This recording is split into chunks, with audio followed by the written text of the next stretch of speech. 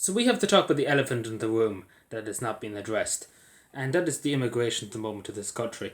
Now, it's insane. It is actually insane.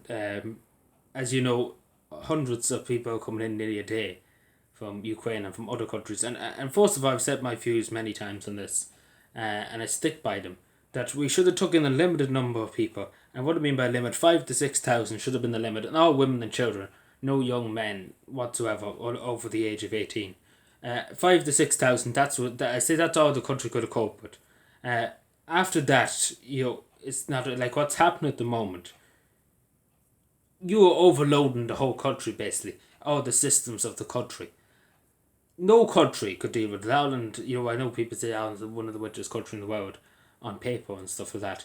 But let's be fair, no country could deal with the size of Ireland, the issues that we're having at the moment in terms of healthcare, people waiting on trolleys, people waiting for appointments, hundreds and thousands of people waiting to be seen. But in areas, parts of the country, in some parts where people have been put into hotels and stuff like that, there's no GPs or anything like that. In some towns, even in Cavan here, there's only about 3 GPs for a population of 10,000 or so for Cavan Town.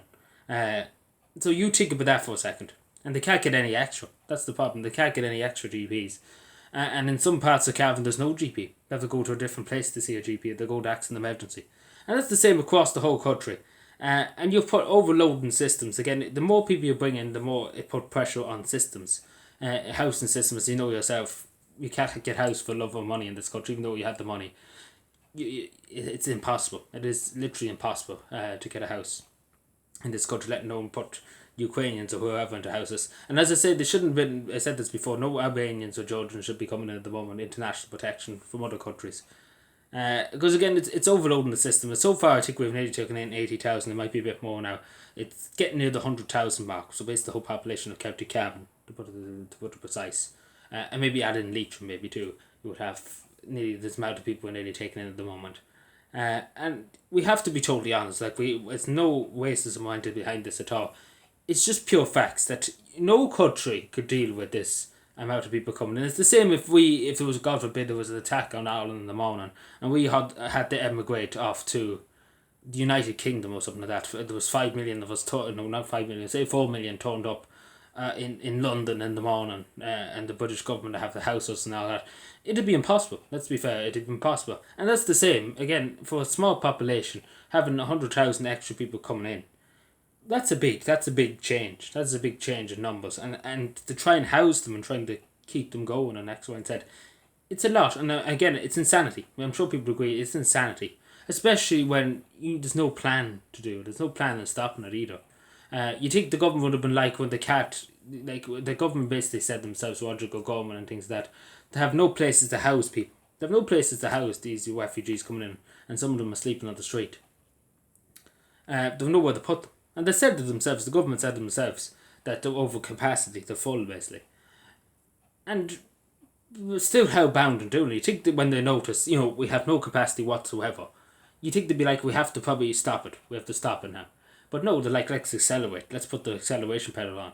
And now, obviously, the government are considering getting, well, it hasn't been put in paper yet and put in stone yet, but there is word of them talking about getting ferries and stuff like that, renting out ferries as they are hotels in the moment, and renting out cinemas and different buildings, so basically put them everywhere, basically.